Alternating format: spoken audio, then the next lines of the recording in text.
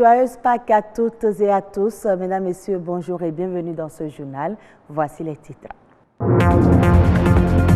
Dimanche 21 avril, c'est la Pâques, un jour spécial pour les chrétiens de célébrer la résurrection du Christ. Mais comment s'habiller pour rester élégante à l'occasion? Réponse dans cette édition. Beaucoup de jeunes s'investissent de plus en plus dans l'agriculture sans une préparation, ce qui explique le fort taux d'échec dans le secteur. Le leadership, un défi à relever. 4e édition de Challenge Cotonou Scotting Up. C'est une initiative de la Fédération béninoise de roller sport. Plusieurs athlètes internationaux y étaient.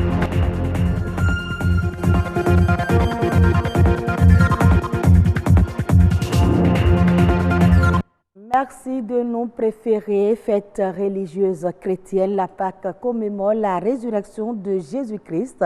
Elle est célébrée partout dans le monde. C'est également une occasion de se mettre sur son 31 et de se faire plaisir. S'habiller pour les fêtes n'est pas aussi facile que porter pour rester en conformité avec l'esprit de Pâques. Reportage Rebecca Adinako.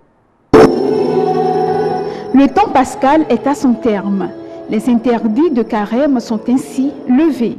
Le choix vestimentaire s'opère donc selon les cultures et pour l'occasion, il y a de quoi peaufiner son style pour être bien dans sa peau. La Pâques se célèbre souvent en Occident au cours du printemps. Eux, ils priorisent les tissus, les imprimés floraux, les tissus à motifs de fleurs, ce qui révèle quand même le printemps, les fleurs, les jardins. Nous sommes en Afrique, nous sommes au Bénin. Les couleurs égale la vie.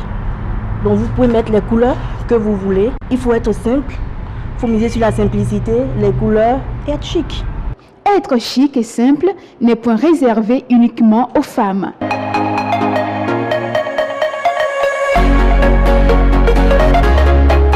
Des hommes s'y retrouvent également et tout ceci sans grande fortune. Sinon les hommes, eux, en toutes circonstances, je pense quand même qu'il suffit d'un petit bomba ou bien d'une petite chemise bien repassée, d'une coupe parfaite et le tout est joué. Pas besoin de beaucoup de sous pour s'habiller comme cela se doit. La Pâques c'est une fête, encore moins la résurrection du Christ.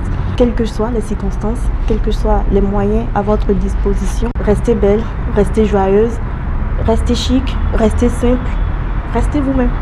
Jour de joie et d'allégresse, Pâques est souvent célébrée entre le 22 mars et le 25 avril de chaque année. Elle commémore la résurrection de Jésus-Christ et est l'une des plus importantes fêtes chrétiennes. Sur un autre plan, l'agriculture est un domaine vaste et porteur. Plusieurs jeunes entrepreneurs se tournent vers ce secteur, mais force est de constater que la plupart trébuchent et parfois échouent complètement. Quelles sont les pistes à explorer et les astuces pour un entrepreneuriat réussi? Calicius Atinogbe, entrepreneur agricole, est au micro de Baudelaire Kanchede et Samson Thiomon. Aujourd'hui, quelqu'un qui veut rentrer dans le monde agricole a plusieurs pistes. Il y a par exemple les cultures céréalières, il y a les cultures maraîchères, il y a la transformation agroalimentaire et la distribution des produits agroalimentaires. La première des choses, il faut qu'elle pense à la matière première. Et la deuxième chose, il faut l'équipe, c'est-à-dire les ressources humaines, les personnes qui vont travailler avec elle. Et en troisième position, penser aussi à l'équipement, c'est-à-dire l'outil technique, les machines et autres dont elle aura besoin pour pouvoir faire sa transformation. Comme toute entreprise, il faut forcément que le jeune entrepreneur, l'entrepreneur qui veut rentrer dans le monde agricole, puisse soit se former par rapport à ces outils de gestion ou chercher des spécialistes qui vont l'accompagner dans la mise en place d'un système efficace de gestion. Il y a plusieurs défis parce que lorsque vous rentrez dans ce secteur, vous courez le risque, par exemple, je donne un exemple très simple des avaries, vous courez le risque par exemple de certains aléas qui peuvent venir fausser tout ce que vous avez déjà prévu comme plan de route. Donc quand ces genres de choses arrivent, il faudrait que le jeune entrepreneur soit véritablement outillé dans la tête pour pouvoir quand même affronter et sortir ces difficultés. Le leadership dans le monde agricole occupe la première place. Ça veut dire quoi? Ça veut dire que le jeune entrepreneur, celui qui se lance dans l'entrepreneuriat agricole, doit d'abord se faire confiance. Il doit avoir une bonne dose de motivation, une bonne dose de confiance en lui-même d'abord. Et la deuxième chose, il doit pouvoir incrémenter. Il doit pouvoir donner le pli à son équipe, à tous ceux-là qui veulent travailler avec lui par rapport à la réussite de son projet. On parle sport à présent. La Fédération béninoise de roller sport, dans le souci de mettre les athlètes béninois en jambes pour des compétitions internationales, a organisé une compétition dénommée Challenge Cotonou Skating Open. Plusieurs athlètes internationaux ont pris part à cette compétition. Le challenge était à sa 4e édition et s'est tenu sur l'esplanade du stade de l'Amitié. Patrick Nimanvo et Robert Copin-Edor pour le reportage. L'aventure continue pour les patineurs béninois. Durant cette compétition, ils ont croisé les patins avec leurs homologues du Togo et de la République démocratique du Congo. La bataille était rude et très serrée dans toutes les catégories au niveau des hommes et dames.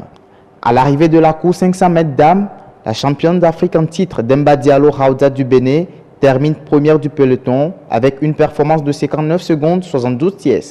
Deflé Alexandre du Togo, dans 54 secondes 18 tiers, arrive en tête de la 3e série et Tembo Benjamin de la République démocratique du Congo fait la loi dans la série numéro 4. Internationaliser le Challenge Cotonou Skating Open, telle est l'ambition de la Fédération béninoise de roller sport. Tout le monde veut venir sur ce challenge. Beaucoup de pays se prononcent déjà, ce qui veut dire que la compétition devient, d'ici peu de temps, on est obligé d'internationaliser cette compétition. Actuellement, vous avez vu le Togo, le Congo, ils sont venus à l'école du Bénin pour voir leur niveau comparativement aux autres pays. Il faut dire que pour le lancement de la première édition de cette année, le Ghana était là. Donc ces deux pays sont venus maintenant. C'est la compétition même qui nous oblige maintenant à l'internationaliser pour que l'année prochaine, on puisse parler de International Challenge Cotonou Skating qui va connaître la participation de beaucoup de pays, même les champions du monde vont venir sur la terre béninoise pour cette compétition. Se mesurer aux adversaires internationaux est l'aspect mis en œuvre durant ce challenge. On n'a amené que deux filles par rapport aux autres qui sont nombreuses.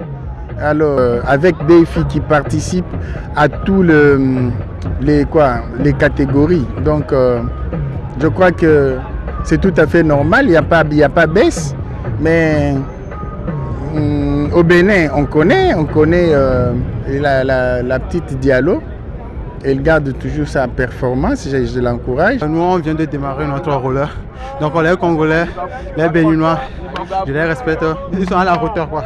Fin de cette 4e édition du Challenge Cotonou Skating Open. Prochain rendez-vous le 21 avril 2019. Hors du Bénin, le Festival de Cannes a révélé la liste des 19 films sélectionnés en compétition officielle. Le seul film africain retenu est Atlantique de Nafi Diop, un film tourné au Sénégal par la fille du musicien Oasis Diop qui signe ainsi son premier long métrage fiction. Ndeye Aïda Dia. 27 ans après Djibril Diop Mambéty pour son film Yen, le Sénégal signe son retour au prestigieux Festival de Cannes.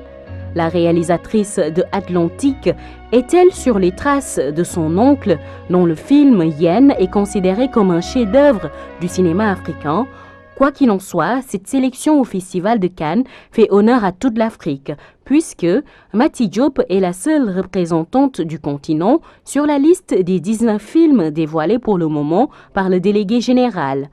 Son film Atlantique est dans la continuité de ses travaux cinématographiques sur l'immigration clandestine. Mati Diop relate l'histoire de jeunes hommes qui ont tous déserté Thiaroye. Malheureusement, leur navire chavire et ils reviennent pour hanter la vie de ceux qui sont restés. En filigrane, une belle histoire d'amour. Le film a reçu une 50aine de millions du FOPICA dès le début du projet, ce qui lui a permis de lever d'autres fonds étrangers. Tourné et coproduit au Sénégal, Atlantique est dans la course pour remporter la Palme d'Or à la 72e édition du Festival de Cannes, prévue du 14 au 25 mai prochain. Et bien voilà qui vient mettre thème à ce journal. Mesdames, Messieurs, merci à vous de l'avoir suivi.